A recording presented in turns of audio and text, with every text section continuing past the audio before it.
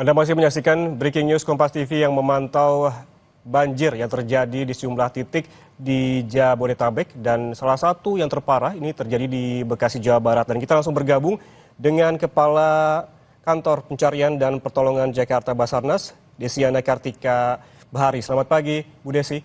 Selamat Ya, siang maksud kami. baik Mas, selamat siang. Bu Desi, Anda sudah memantau sejumlah titik di Bekasi seperti ada di Grand Galaxy dan juga tadi ada sejumlah perumahan mitra yang memang ketinggian banjirnya cukup parah begitu. Bagaimana Anda melakukan evakuasi di titik-titik terparah di Bekasi pada hari ini? Ya, evakuasi kita laksanakan tadi dari mulai subuh ya, itu beberapa warga sudah kami beres evakuasi, beberapa perumahan dan mereka sudah ada di masing-masing posko ya. Ada beberapa juga yang masih mau tetap di rumah, namun tadi ada beberapa minta bantuan logistik juga karena mereka tidak mau meninggalkan rumahnya begitu. Ada yang memilih untuk dievakuasi ke posko, ada juga yang memilih untuk tetap tinggal di rumah masing-masing. Artinya memang sudah ada posko pengungsian yang didirikan di Bekasi, Ibu. Sementara kalau kami ke tempat yang aman yang sudah tidak ada airnya yang kami pindahkan, nanti dari BPBD yang akan mengarahkan poskonya di mana begitu. Intinya mereka sudah terhindar dari banjir yang merendam rumahnya. Apakah sudah diketahui data pasti terkait berapa jumlah warga yang dievakuasi, Bu? Sampai dengan 13.30 ini kami yang di Villa Nusa Indah ada 36 orang dievakuasi. Tadi dari siang ada lansia 5, dewasa 25, dan anak 6. Dan Villa Nusa Indah 18 orang, lansia 3, dan anak-anak ada 5, dan dewasa 10 orang. Kemudian Kemang Pratama juga ini masih berjalan, ada lansia 4, dewasa 3, dan anak-anak 3. Dan termasuk juga di Kabupaten Bekasi ya, di Cikarang Village itu masih berjalan sampai dengan saat ini. Oke, artinya proses evakuasi hingga saat ini masih berjalan, difokuskan di mana saja, Bu?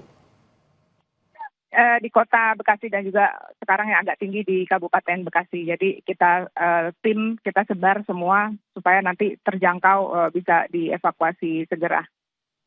Begitu. Ya, untuk proses evakuasi tadi ada 36 orang, termasuk ada lansia dan juga anak-anak. Apakah memang prioritas untuk evakuasi juga penerapan sudah dilakukan terkait dengan lansia dan juga anak-anak, Bu?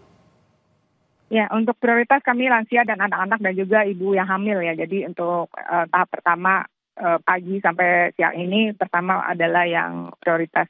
Dan ini masih berjalan sampai dengan surut ya. Mungkin kami akan bantu pantau juga di sini.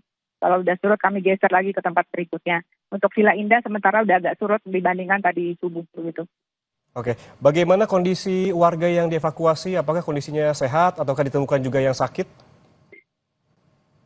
Kalau tadi kita masih ada lihat masih sehat ya, intinya sampai ke tempat aman masih sehat, mungkin hanya kurang asupan makanan aja. Oke, lalu bagaimana dengan bantuan terhadap warga yang memang telah diungsikan begitu? Apa saja yang mereka butuhkan saat ini? Ya, sampai saat ini juga masih ada beberapa barusan warga ke posko kita untuk menanyakan ada beberapa yang kelaparan gitu. Jadi sementara kami tim SAR bertugas untuk mengevakuasi dan kami juga tidak membawa logistik di sini. Kami masih berkoordinasi dengan pemerintah daerah. Jika ada yang ingin kami bawakan, kami bisa bantu untuk menyampaikan ke para pengungsi ataupun yang masih berada di dalam rumah yang tidak mau dievakuasi gitu. Ya, kalau misal di pengungsian lebih mudah begitu untuk menyalurkan bantuan logistik. Bagaimana dengan mereka yang tetap bertahan di rumah begitu? Bagaimana penyaluran bantuannya, Bu? Ya, nah ini yang kalau bisa dengan persuasif ya mereka untuk bisa pindah ya dari rumah karena menurut BMKG juga masih ada curah hujan cukup tinggi. Jadi kalau bisa kami persuasif untuk bisa mereka pindah dari rumahnya ke pengungsian karena memang betul untuk permakanan logistik semua lebih mudah di dropping di pengungsian gitu. Ya. Jadi itu sih beberapa mungkin yang bisa kami lakukan. Ya, untuk paling tidak hingga petang nanti begitu, bagaimana pemetaan terkait dengan evakuasi di Bekasi? Sampai dengan sore ini masih sama lokasi yang ada, sudah kami mapping ada 17 lokasi yang masih kami pantau juga sampai dengan sore.